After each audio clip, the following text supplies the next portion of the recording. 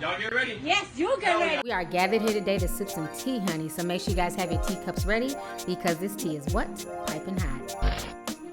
So make sure you guys check out lovelyti.net or amazon.com/shops/lovelytea for all your tea sipping needs. Thank you guys so much for the support and stay tuned for the video. Hey you guys, so I want to come on here and talk about these two viral stories. A lot of people have wanted me to talk about this. So one, we're gonna start with the first one, okay? The first one is about a white woman. They coined her Apartment Patty, which to me doesn't make any damn sense. Y'all should have called her Apartment Annie, okay? Y'all get it? Apartment Patty, that just sucked. But Apartment Patty, aka Hillary Thornton, that's what her mama named her. She basically saw a black man. He was getting ready to come into her upscale building. This happened in Missouri. And so he's getting ready to go into his building that he pays his rent on every month. And she decides to accost him and basically assuming that, oh, he can't afford to live here or that he couldn't dare have an apartment here. And she's just talking to him like he's just, you know, a child and just questioning him. It's like, dude, who are you, bitch? Take your dog and go over there. Let me go into my apartment and go do me. And she ends up accosting him, following him up in the elevator, comes all the way to this man's door, watches him, pulls out his key, unlocks his door, and is still questioning him and saying, okay, what's your name? You know, obviously we're neighbors. I want to get to know you. And then he basically says his last name and shuts the door in her face. I want you guys to go ahead and watch this news clip because, of course, she's speaking out. He's also speaking out.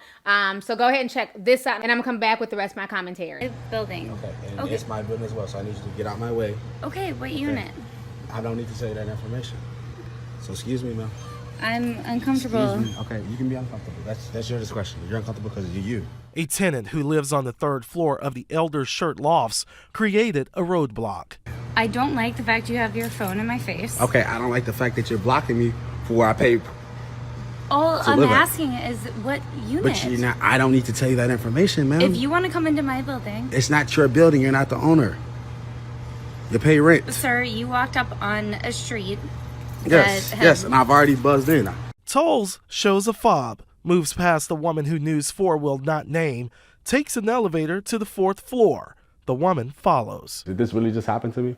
And it did happen to me, so I was really taken away at the moment. His cell phone video shows the woman staying on him after he uses his key to enter his downtown loft. No, have a good night, ma'am.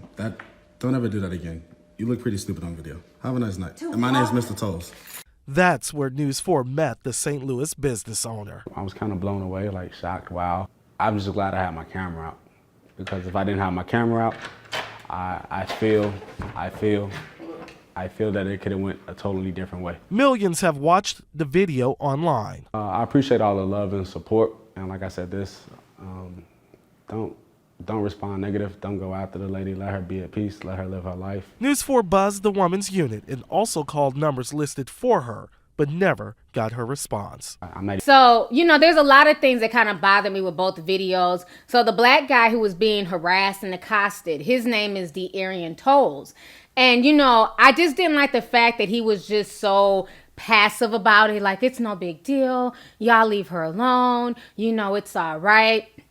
At the end of the day is that it is a big deal, okay? This woman racially profiled you, and she basically sat there and insinuated that you, a black man who you say you're a business owner, you own your own company, you employ black people, that not only do you not have enough money to live in this building, you should be nowhere even near this front door. You know, that was her arrogance. And I understand her saying, okay, well, you know, we dealt with a lot of people sneaking in and break-ins and stuff like that. I get that because I've lived in apartments before too. But when you question somebody and they say, no, I live here, then you just got to let it go. Okay? Could they be lying? Possibly. But at the end of the day, you're not the police. It's not your job to accost people and to stand out there and question everybody who goes in and out your apartment. And because you want to be messy, because you didn't want to let it go, because you want to harass this man, now you've lost your job, okay? She's since been fired as well. So, of course, now she's crying tattoo tears and she wants the whole world to know that she's not racist. And she says the reason why she's not racist is because her soon-to-be ex, they're no longer together, he's a black man. Excuse me, Don't nobody give a damn if you was married to a black man, if you like sucking black cock and riding black cock. That don't mean anything, because why? The slave masters also like black cooch, okay? They couldn't keep their hands off of black women. That didn't stop them from being racist. You know what I mean? So you being married to a black man does not mean anything. That just means that you're cool with that one particular black man. That doesn't mean that you like the entire black race, okay? So, I mean, I just find this whole situation just really disheartening that in 2018, shit is not getting better racially, and you still see people, you know, having racial biases towards others, and not only having a racial bias, thinking she has the authority to stop somebody from going into an apartment that they are legally renting and paying rent for every month. And for him to be so passive and dismissive, that was very disappointing. But I understand, you know what I mean? Everybody's not about that life. Everybody's not down to, you know, stand their ground. You know what I mean? So it is what it is. Now, going on to the other case, okay? Now, this one really pissed me off. Now, this chick, everybody's calling her Cornerstore Caroline, okay? She decides to harass a young black boy. He's shopping with his mother and his little sister. And basically, she swears up and down that this young black child grabbed her flat ass, okay? I looked and I didn't see an ass, bitch. There's nothing wrong with having a small butt. But if you're going to accuse people of grabbing it, I want to see a fat ass. Okay, all right, bad joke. Anyway, she's accusing this little boy of sexually accosting her. And the little boy's done nothing wrong. He's literally in a corner store bodega, grabbing some stuff with his mother, and his backpack ends up brushing against her flat ass. And she swears up and down that, you know, it was somebody grabbing her ass. She gets on the phone with the police and clearly states, he grabbed my ass. And the fact that she cannot tell the difference between an ass grab and a backpack just, you know, slightly grazing her back or her backside, it just shows how delusional this woman is, and her attitude is just so disgusting. I want you guys to go ahead and watch this video. Check this out. I want the cops here right now. The commotion outside this Flatbush bodega Wednesday evening quickly drew a crowd. White lady calls the cops on a black lady. I get it. As Teresa Klein, now known as Cornerstore Caroline on the internet, loudly accused a 9-year-old boy of grabbing her behind. I just was sexually assaulted by a child. In what has since become a viral video on social media, Klein tells a 911 dispatcher she needs police immediately, prompting gut-wrenching cries from the boy and his younger sister. Jason Littlejohn, who lives next door, captured the entire exchange that followed and says police never came. He now questions if Klein ever made a call and if she understands the gravity of her accusations. She basically said, I'm calling the cops on you. She didn't say the mom or anybody else. She said, I'm calling the cops on you. And that poor little boy, man, wherever he is, whoever he is, hopefully there is millions of people that definitely want to help him out. Meanwhile, Klein returned to the bodega Friday and watched the surveillance video from inside the store with us. After this, my little dance. The footage clearly shows the boy's hands in plain sight, and it was his book bag that grazed her. I was wrong.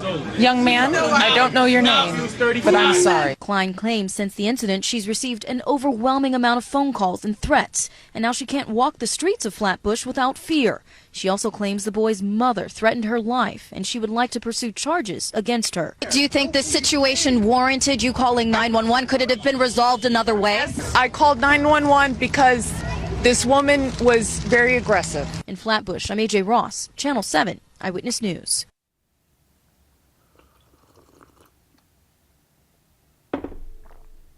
All right, so you guys just saw the video of Cornerstore Caroline. You guys saw the little boy and his mother. What I also find really interesting about this situation is that when the news media first initially asked the little boy how he felt about this situation, because he's just been crying nonstop on, you know, the news and on different shows I've seen him on. But when this case first happened and they first questioned him, his first response was so pure and so genuine. He said, I do not forgive her and she needs help. Do you forgive this woman? How do you feel about her? I don't forgive this woman at all. I think she was crazy.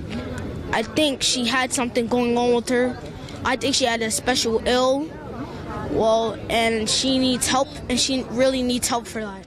One thing about children, they're very truthful, and they're going to say what comes to their heart and their mind first, okay?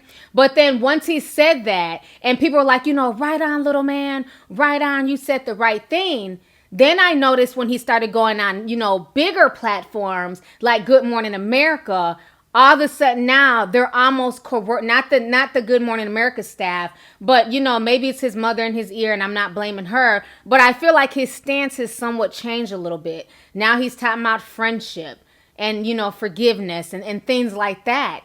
And it's just really sad that when somebody does something like that to somebody, they're not allowed to be angry. Why not? Go ahead and check out this most recent interview that he did on Good Morning America. Go ahead and check this snippet out real quick. Klein, after watching the surveillance video, she did issue an apology to Jeremiah. Young man, I don't know your name, but I'm sorry. I accept her apology. I want unity. I don't want no harm brought to this lady. Do you accept her apology? Yes. Yes, I do. Friendship is the key. Do you forgive this woman? How do you feel about her? I don't forgive this woman at all. I think she was crazy. I think she had something going on with her. I think she had a special ill.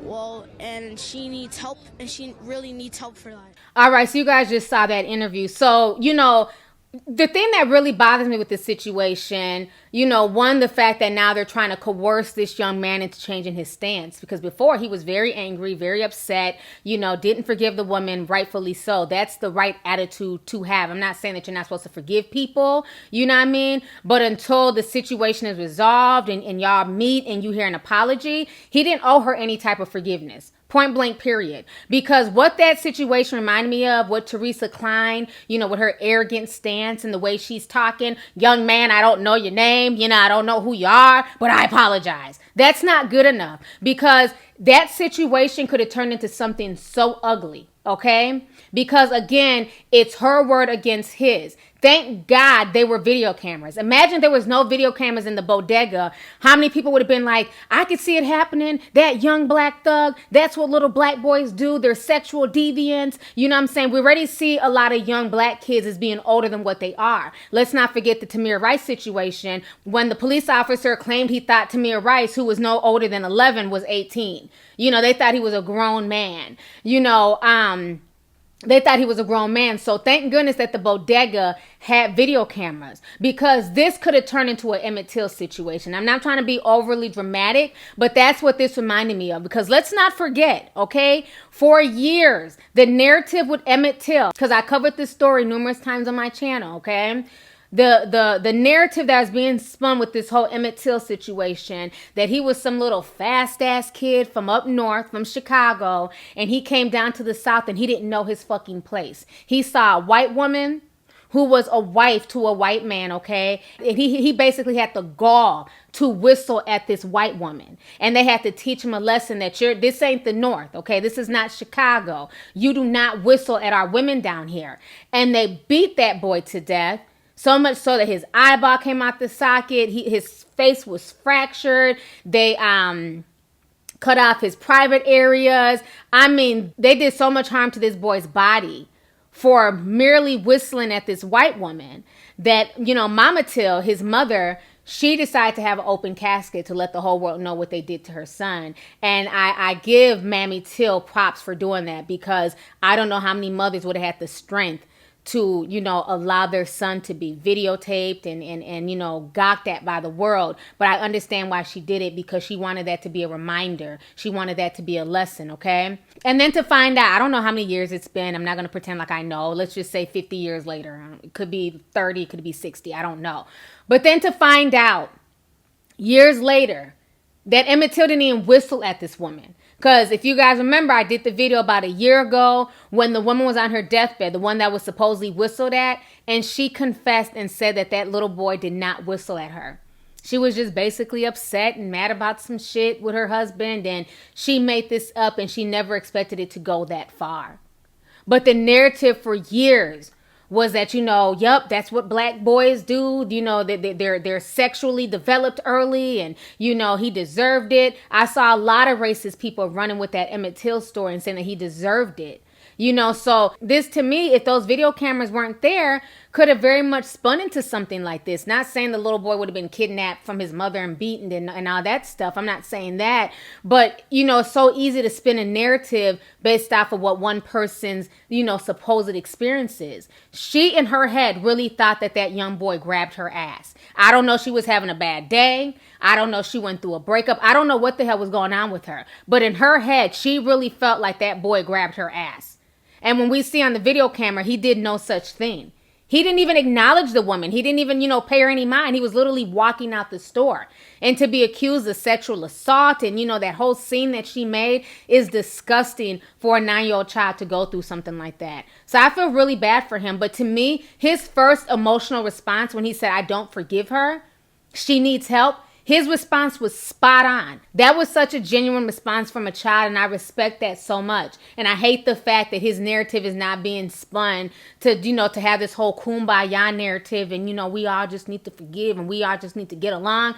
Certain people you just not gonna get along with, and that's okay. I'd rather know that you're racist and you have something against me than for me to be walking around here with blinders on. I'd rather know where you stand than for you to be fake and smile in my face, but the whole time you're not feeling me based on nothing more than the color of my skin or my ethnicity.